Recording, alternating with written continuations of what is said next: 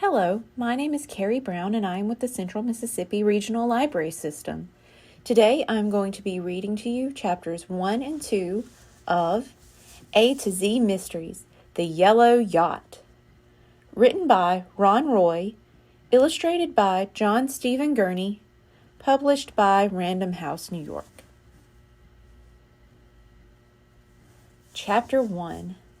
I'm going to miss you, Dink's mother said as she pulled her car up to the airport. Give Sammy a hug for me, will you? Dink's parents had named him Donald David Duncan, but now almost everyone called him Dink. Dink, Josh, and Ruth Rose were on their way to visit their friend Samir bin Oz for his birthday. Sammy lived in a small island country in the Indian Ocean called Kostra, where his father and mother were the king and queen. The kids hugged and said goodbye to Dink's mother. Then a man in a white shirt and dark trousers helped them stack their luggage on a cart. I'm Carl, your flight attendant on this trip, the man said. He guided the kids through security, then outside to the landing field. Off to one side sat a sleek jet. When the kids boarded, they discovered that they were the only passengers. Please choose your seats, then you can decide what you want for lunch, Carl said. He handed them menu cards. I love being treated like royalty, Ruth Rose said. She liked to dress all in one color. For this trip to Kostra, she had chosen royal blue. While the kids were reading their menus, a red-headed woman stepped out of the cockpit. Hi, I'm Captain Rusty Dollar, your pilot, she said. Our flight to Kostra should take about 15 hours. When you wake up tomorrow morning, you'll be there. If you'll please buckle up, I'll take off in a few minutes. 5 minutes later, the small jet roared into the air. The kids watched the ground become smaller and smaller. Then they saw only white clouds and blue sky. When the plane had leveled off, Carl appeared at their seats. What would you like for lunch? He asked. The kids all chose chocolate milk, cheeseburgers, and apple pie for dessert. After they finished lunch, the kids played checkers, read, and listened to music through their headsets. When it grew dark outside the small windows, Carl gave them each a blanket and pillow. He dimmed the cabin lights and turned on soft music. Pleasant dreams, Carl said. Then he disappeared to the rear of the plane. Dink woke up when he felt a slight bump. He sat up and looked out the window. He saw palm trees and blue skies. We're here, he said to Josh and Ruth Rose. A few minutes later, the door opened and Sammy stepped inside the plane. He was wearing a ruby red tunic and black pointed shoes. Sammy! All three kids cried. They all high-fived each other. Okay, you're free to deplane, Captain Dollar said from the cockpit. The kids thanked her and Carl and then walked off the plane to a small landing field. Warm air kissed their skin. A sweet smell came from flowers growing in a nearby field. Now where do we go? Dink asked Sammy.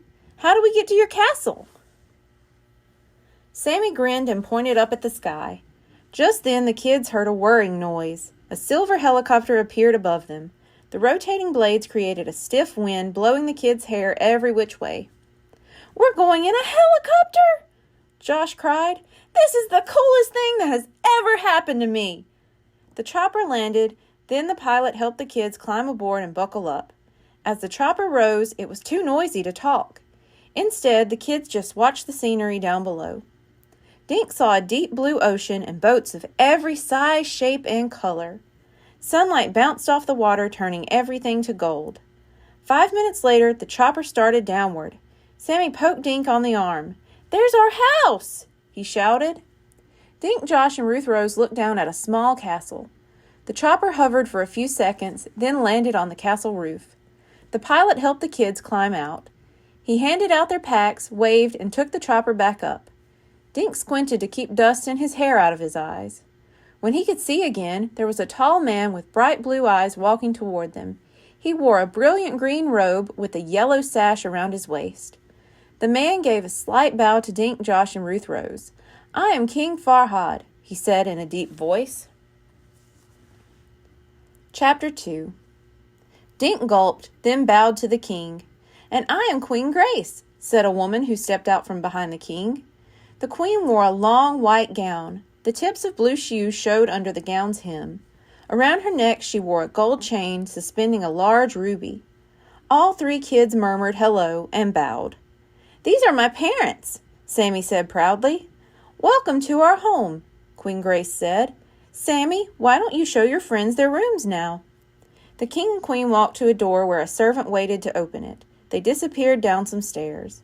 "This is so awesome," Josh said, gazing from the rooftop. The castle stood at the edge of a small town surrounded on 3 sides by an ancient wall. The 4th side was the ocean. Beyond the wall were fields and woods. Dink saw a wide gate in the wall. A winding road snaked through the fields and disappeared into the mountains. "Is that your father's boat?" Ruth Rose asked. She was pointing to a long yellow sailboat in the harbor. The yacht had a tall mast and neatly stowed sails. "No, we only have a small fishing boat," Sammy said. He shielded his eyes and peered at the yacht. "I don't know who owns that one." The kids followed Sammy down stone stairs to a carpeted hallway. A man stepped into their path. His eyes were fierce under thick black eyebrows. He wore a white turban, a black tunic, and red trousers. The man smiled and nodded to Sammy. "May I help you, young prince?" "No, thanks. I'm just showing my friends their rooms," Sammy said. "Guys, this is Finn, my servant." Finn glanced at the kids, then backed away. "As you wish, young prince." "He's scary," Josh whispered. Sammy grinned. "Finn is cool," he said. "He practices looking scary to keep kidnappers away. All the bedrooms are here." He pointed to a double set of doors at the end of the hall. "My parents sleep there, and our rooms are this way." Sammy led them around the corner and stopped at the first door on the right. "This is my room. You guys can pick yours." Dink counted 8 closed doors.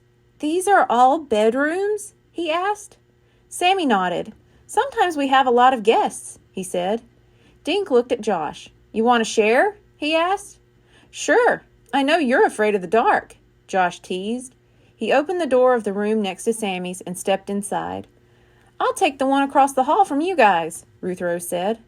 "Okay, I'll see you in about 10 minutes, Sammy said before he went into his room. "Knock after you unpack," Ruth Rose told Dink. She went into her room and closed the door. Before Dink had a chance to follow Josh, he heard a door open. A face peeked out of a room a few yards away. Dark eyes stared at Dink before the face disappeared and the door slammed shut. Dink shrugged, wondering who else was staying in the castle. 10 minutes later, Sammy led the kids into the town of Near. They trekked along a cobblestone road under tall shade trees. Most of the old buildings were made of stone. Everybody they passed smiled and greeted Sammy. At the harbor, they walked along a stone pier that led to a wide aluminum dock. The water was calm, and several boats and yachts were under sail or motor. The yellow yacht seemed even bigger now that they were close. Dink noticed that it was not all yellow. There was a green stripe just above the waterline. The name Sundown was painted on the side. "Maybe it belongs to a movie star," Josh said. As they gazed across the water, 2 men in scuba diving gear appeared on Sundown's deck. They splashed over the side and disappeared. "What are they doing?" Josh asked. Sammy shrugged. "Maybe my dad knows," he said. "I'll ask him later." Sammy led the kids farther along the harbor, then stopped where a huge square hole had been carved out of the earth. Crisscrossing the bare earth was a maze of pipes and cables. A row of boulders lined one wall of the hole. A green backhoe stood off to one side like a sleeping dinosaur. 2 men stood together talking. One wore jeans and a t-shirt with a red bandana tied around his black hair. The other man was older with gray hair. He wore white pants and a blue shirt. The man in the red bandana waved at Sammy. "That's Rico. He's the job foreman," Sammy said with a wave back. "What is this place anyway?" Ruth Rose asked. Sammy spread his arms. "It's going to be an aquarium," he said. He pointed to the empty space behind the hole. "Up there will be a school for kids who want to learn about the ocean." Sammy grinned at his guests. "Pretty soon, this will be filled with ocean water and plants and fish," he said. "What's that for?" Josh asked. He pointed to a long, wide pipe, half in the water and half out. A machine was attached to the end that was on dry land. "A motor will pump ocean water up through that pipe," Sammy explained. "Other pipes will take the water out again, so it's always clean." Dink pictured the finished aquarium with fish and other sea creatures swimming among those boulders. Josh whistled. "And your dad is paying for all this?" he said. Sammy pointed to a stone building next door. A small brass sign said, "Nair Bank." My grandfather left my father a lot of gold bars, Sammy said quietly. They're in the bank, and that's what my father is using to pay for the aquarium. That's great, Dink said. So when will the aquarium and school open? Sammy shrugged. My dad says in a few months, he said. Come on, I'll introduce you to Rico. The kids followed Sammy down a sloping bank into the bottom of the pit. Rico shook hands with all 4 kids. He greeted Sammy in Kostran, a language Dink had never heard before. These are my American friends, Dink, Josh, and Ruth Rose, Sammy said. Hello and welcome, Rico said in perfect English. His eyes sparkled like black marbles and his teeth gleamed. Rico turned to the gray-haired man. This is Dr. Leopold Score, he said. He's giving me some great ideas for the project. Dr. Score bowed. I'm a marine biologist, he told the kids. I'm doing research nearby, and I heard about King Farhad's wonderful aquarium. Would you like to meet the king? Sammy asked. You know him? Dr. Score asked, looking surprised. He's my father, Sammy answered. Suddenly they heard the sound of distant chimes. Come on, Sammy said to his friends. That's Finn ringing the dinner bell.